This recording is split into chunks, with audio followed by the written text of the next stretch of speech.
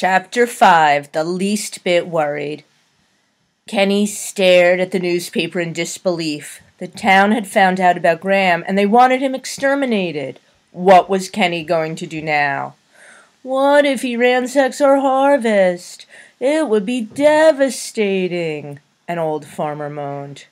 If that thing burns my crops, I'll get my revenge for sure, another sneered, clenching his fists. We could get a posse together and take him out. Who's with me? Well, where is it? Someone else shouted. The paper boy pointed to Kenny and said, Ask him. It's living on his hill, and he told our whole class about how he knew the dragon firsthand. A hush fell over the group as they turned to look at the boy. A weird river stone in the stomach feeling hit Kenny hard, and the lad hopped on his bicycle and pedaled away as fast as he could. Kenny skidded to a stop in front of George's store. The Borough Bookshop was located on a quiet street with little storefronts lining both sides. Fortunately, it looked like no one from the gathering had followed him there. A little bell tinkled as Kenny pushed the door open and slipped into the shop. As the oak door swung closed, he peered through the window one last time to see if he was being trailed. But there was no one to be seen on the cobblestone street outside. As he exhaled and caught his breath, the familiar mixed scent of wood, old leather-bound books, and hot tea greeted him, and he made his way through the dusty labyrinth of dimly lit bookshelves and armchairs. He approached the sales desk, which was cluttered with stacks of books, and peered over the countertop.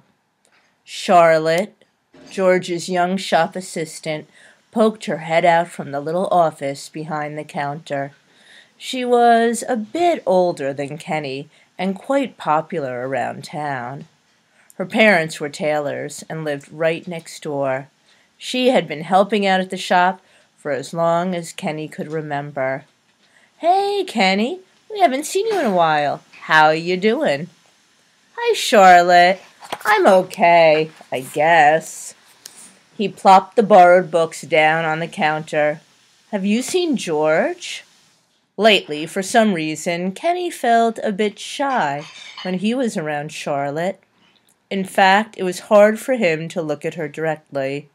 She had such big, bright, sparkly eyes that he glanced at her just briefly and then had to look down at his feet. If you can believe it, he's actually gone out, she said with a chuckle. He had to go down to the post office to sign for some mail. I think it might have been some official royal thingy from the palace. Huh? Kenny had heard stories of George's past exploits during his service as a cavalier. For some reason, he couldn't picture his old friend doing the thing he often recounted in his tales. He sometimes suspected that they were half-fabricated from all the books the codger had read. But George was the smartest fellow in town, as far as Kenny was concerned.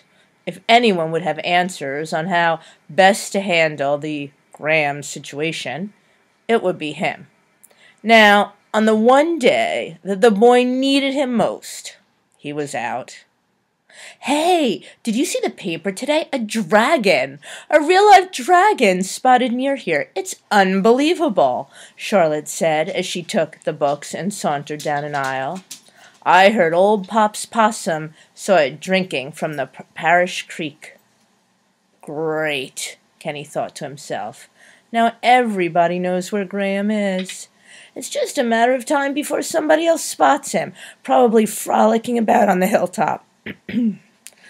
What is taking George so long?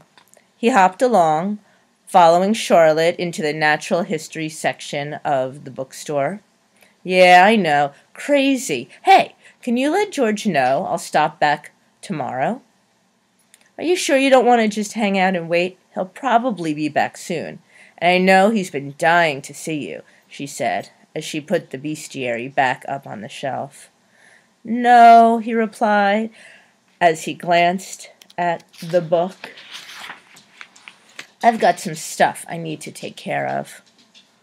Okay, you know the shop will be closed tomorrow, but he'll be home, Charlotte said, then stopped arranging the books.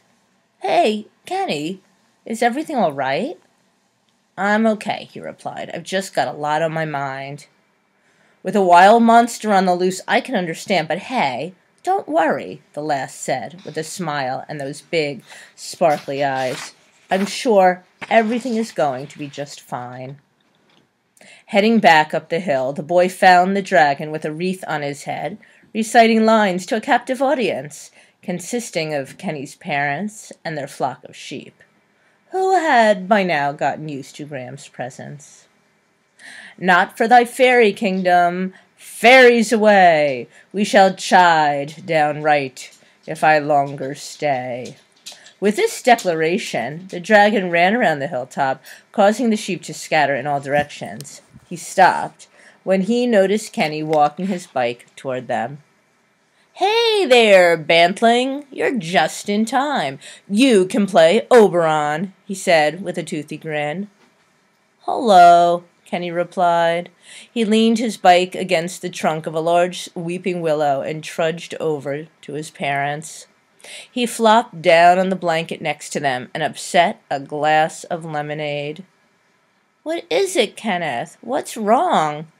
His mom wiped his face with the bottom of her apron. He pulled away and reached into his satchel. This, he answered, and stood up, handing the newspaper to Graham. What is it, Kit? His father asked. What does it say? It says, Graham read aloud, scanning the article, that I am to be exterminated. Kenny's parents exchanged glances. Look here, the daft scribe misspelled imminent. Ha! He continued reading the paper, flipping through the pages. Ooh, look here, word puzzles. What? Aren't you the least bit worried? Asked Kenny.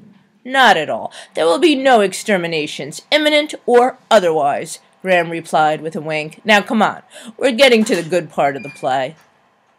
I'm not feeling very theatrical today. Can I just watch? Sure, but I expect a bouquet at the end for my grand performance, the dragon said with a smile. Kenny sat with his parents and continued watching Graham. The drake carried on, seemingly oblivious to the ruckus that was brewing in town. Kenny's dad quietly relaxed, sipping some lemonade, while his mom knit a potholder. And even though the boy appeared calm, that Riverstone stomach feeling had not gone away. The end of chapter 5.